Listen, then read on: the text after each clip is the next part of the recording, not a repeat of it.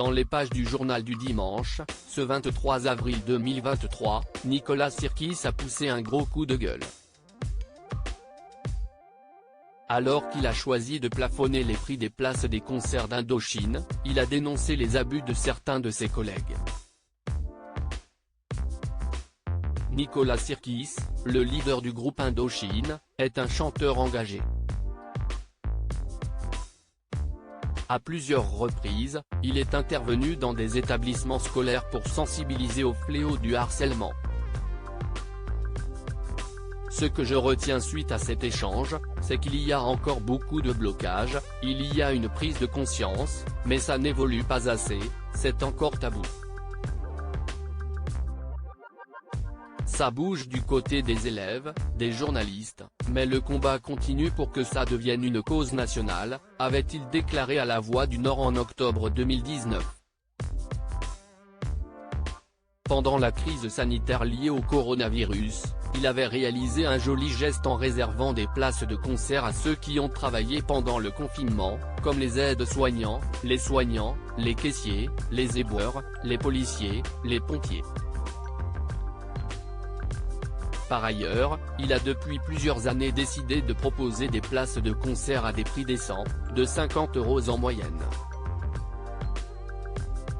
Des tarifs bien moins élevés que d'autres chanteurs.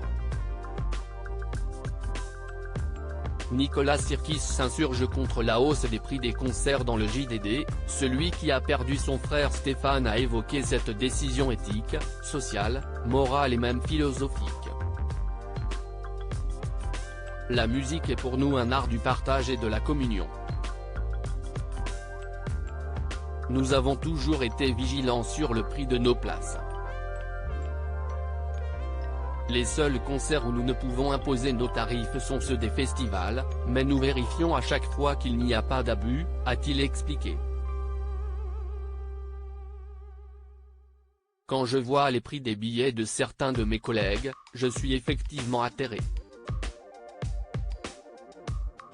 Maintenant, nous vivons dans un système d'économie libérale, les producteurs et certains artistes veulent du profit.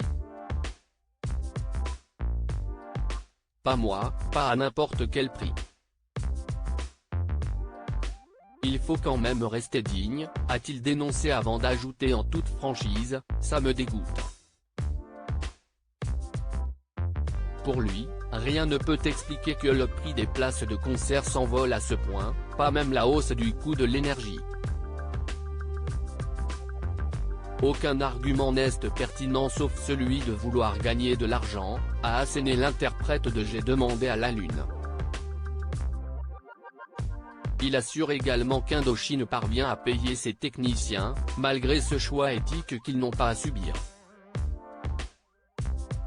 Une décision qui ne peut que ravir les fans du groupe.